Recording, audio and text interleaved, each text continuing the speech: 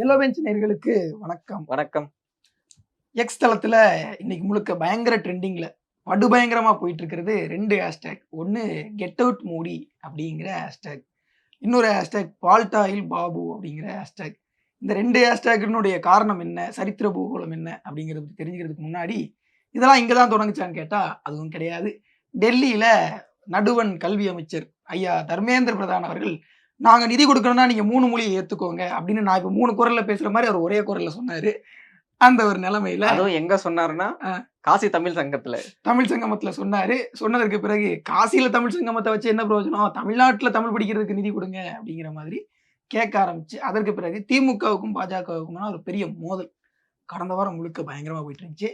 அதுல ஒரு வார்த்தைய உதயநிதி அவர்கள் சொல்லிட்டாரு. என்ன சொன்னாருன்னா, போன தடவை வந்தப்ப கோபேக் மோடி போட்ட மாதிரி இனி வரும்போது நாங்கள் கெட் அவுட் மோடின்னு போடுவோம் அப்படின்னு சொல்லிவிட்டாரு.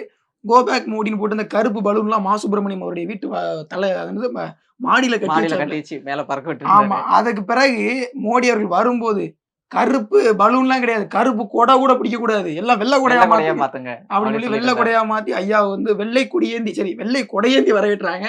அதெல்லாம் பார்த்தோம். என்ன பண்ண இது சமாதான கொடியை காட்டி ஆடி வருகிறான்.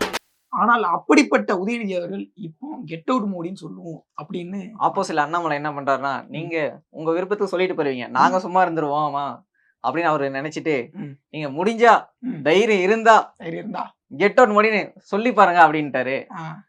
அடுத்த நாள்ல இருந்து இப்ப நம்ம பேசிட்டு இருக்கோம், பேசுறதுக்கு முன்னாடி பார்க்கலாம் பார்த்தோம், ட்ரெண்டிங் 2 இருந்துச்சு, இப்ப ட்ரெண்டிங் 1 வந்துருச்சு. ஆமா, அந்த லெவலுக்கு உடன்பிறப்புகள் அந்த 200 ரூபா வேலை செய்யுதுன்னு நினைக்கிறேன். அந்த அளவுக்கு பேமெண்ட் போயிருக்கா என்னன்னு தெரியல.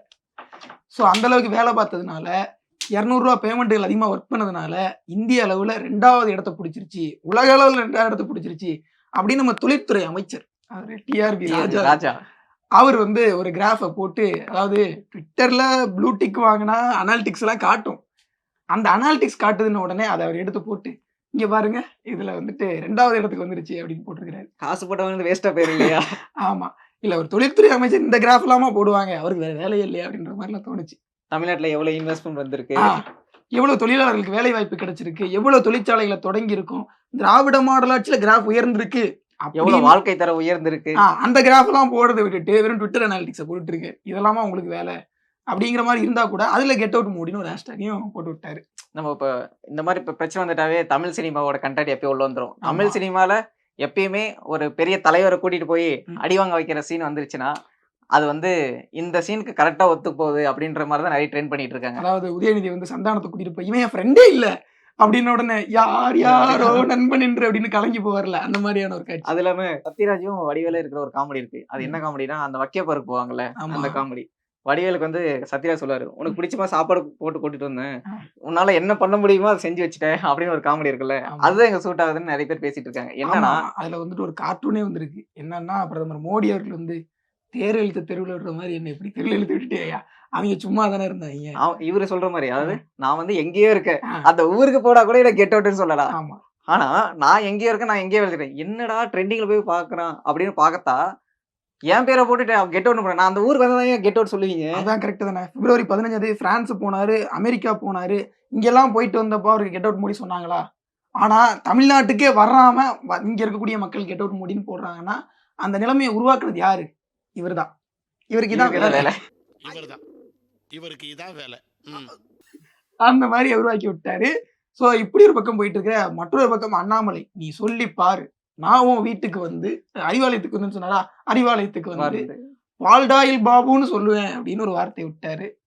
இப்போ உடன்பிறப்புகள் இப்படி வேலை பார்த்த உடனே கமலாலயத்து கண்மணிகள் அவங்க சரி நாமளும் பால்டாயில் பாபுன்னு போடுவோம், அவங்களும் போட்டு ட்ரெண்ட் பண்ணிட்டு இருக்காங்க. உங்களால மட்டும் தான் முடியுமா, எங்களால எங்ககிட்டயே ஒரு பெரிய படம் இருக்கு அப்படின்னு சொல்லிட்டு ட்ரெண்டிங்ல ஈக்குவலா கொண்டு வந்துட்டாங்க. அந்த படையை வச்சு என்ன பண்ணாங்க, வீட்டுக்கு போய் கோலம் போட்டிருக்காங்க. அதாவது வீட்டுக்கு கோலம் போட்டு இந்திய எதிர்ப்பை மக்கள் தெரிவிச்சிருக்காங்க. ஆனா பாஜக காரங்க என்ன போட்டிருக்காங்கன்னா, அதெல்லாம் திமுக காரங்க போய் போட்டு கொடுத்த கோலம் அப்படின்ற மாதிரி. கோலத்துக்கு 200 ரூபா கொடுத்தாங்க அப்படின்ற மாதிரி பேசிட்டு இருக்காங்க. கோலத்துக்குலாமா 200 ரூபா, சரி என்னமோ அப்படிலாம் அவங்க ஒரு பக்கம் கார்ட்டூன்களை போட்டு இமேஜ்களை போட்டு அவங்க ஒரு பக்கம் ட்ரெண்ட் பண்ணிட்டு இருக்காங்க. பால்டாயில் பாபு அப்படிங்கிறதும் முதல் இடத்துல இல்லைனாலும் கூட 2வது 3வது 6வது இடத்துல இருந்து 3வது 4வது அப்படின்ற மாதிரி ஏறிட்டு தான் வராங்க.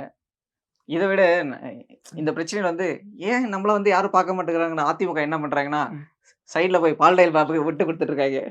அவருக்கு ஏடா இந்த ஹேஷ்டேக் வந்து ஃபர்ஸ்ட் உருவாக்கி விட்டது அவங்க தானே. ஆமா. இப்படி 2 தரப்புலயும் எக்ஸ் தளத்துல அடிச்சுக்கிட்டு இருக்க, மற்றொரு பக்கம் திருமாவளவன் பக்கம் நெறைய பேர் அப்படியே டக்குன்னு திரும்பிட்டாங்க.